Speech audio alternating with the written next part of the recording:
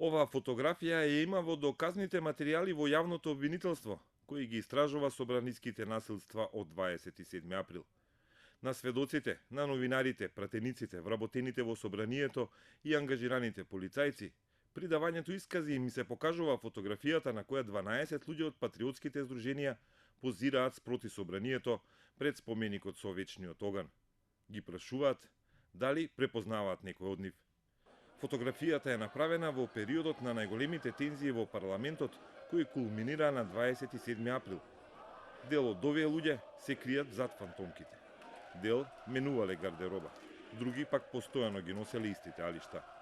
Некој од нив пред упадот во собранието си ги смениле маиците. Осомничениот е во бегство.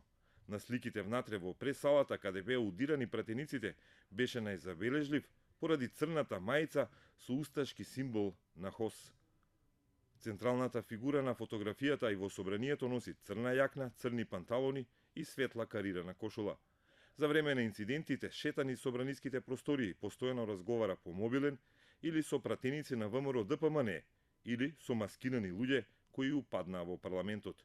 И против него е поднесена кривична пријава. Зелено-виолетовата тренерка и фармерките со скинати ногавици го идентификуваат овој човек од сликата. И дента кога е сликан пред споменикот и на 27 април во собраниската пресала носел иста гардероба.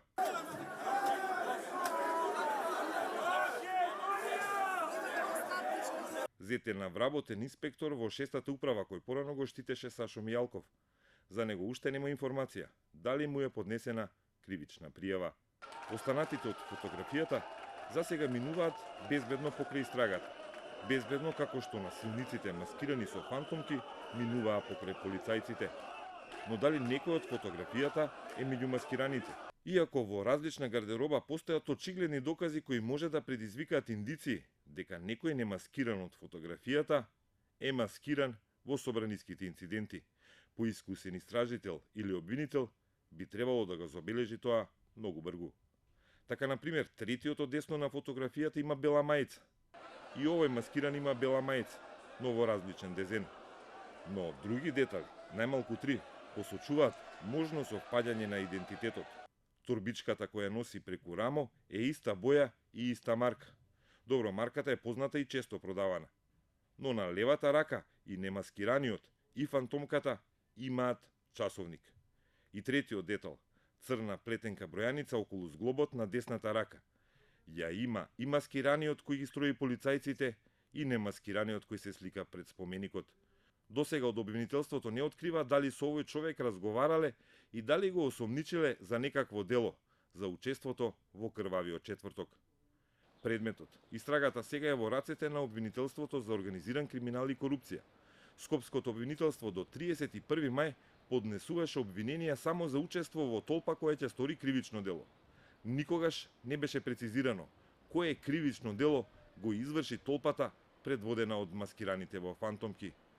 На крајот на мај, откако веќе беа објавени снимки како пратеници ја отвараат вратата и го предизвикуваат насилството кое заврши со над 100 повредени, и на кои се гледа како полицајци и офицери учествуваат во пуштањето на толпата, Скопското обвинителство одлучи да префрли дел од работата на обвинителството за гонење на организиран криминал и корупција, кој е надлежно да открие кој го организирал и кој го дозволил насилството во законодавниот дом. На случајот работи обвинителката Вилма Русковска, која при гостување во топ тема на ваша страна упати и критики за дотогашната работа во истрагата. За организирана група, чи тој организирал, тие се членови, тие се припадници. Припадници да вршат кривични дела, морате да ставите во обвинението за кои кривични дела се организирале да ги вршат. И сега кога веќе вие имате пресудени предмети само за учество во толпа, на почетокот на протестите, вториот, третиот ден, нели имаше напад на 20 новинари. Да, колеги. Колеги ваши. Еден од мислам. И било, мислам дека еден е идентификуван од сторителите и поднесена кривична пријава за насилство. Тогаш е за насилство. Да. А упадов во парламентот и се тоа на што се случуваше е учество во толпа. Овие снимки кои на 22 мај ги објави топ тема на ваша страна ја разбудија за спаната истрага. На нив конечно се виде дека вратата во собранието не ја отворил никој друг, туку двајца пратеници на ВМРО ДПМНЕ. Крсто Муковски и Сашо Василевски однатре ги тргаат тешките пречки и ја пропуштаат толпата.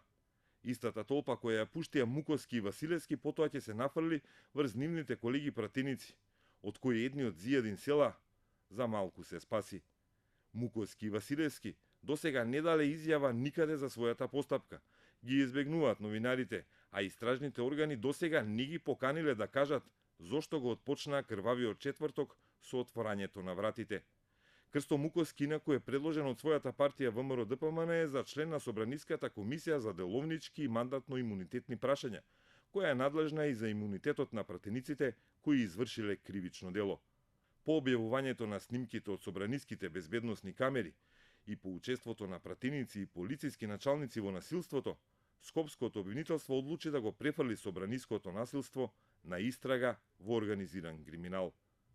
Во ова обвинителство, кое гони организиран криминал и корупција, се одвива предистражната постапка.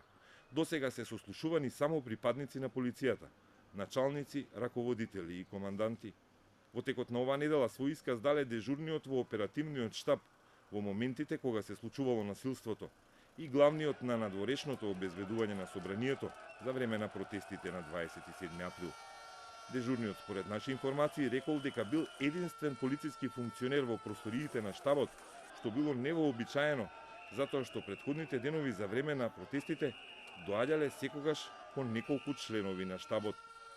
Началникот на надворешното собраниско обезбедување изјавил дека барал засилување уште во 17 часот, 1 час пред изборот на Талат Џафери и 2 часа пред отварањето на вратите од Муковски и Василевски. Но нови полициски сили не биле испратени. Во обвинителството досега не ги повикале раководителот на оперативниот штаб Митко Чавков, за кого се уште не се знае, каде бил цели 2 часа додека течеше крв во собранието. Не се повикани ниту пратениците кои ја отвараат вратата на парламентот или ги поздравуваат и насочуваат луѓето од протестите низ собраниските ходници.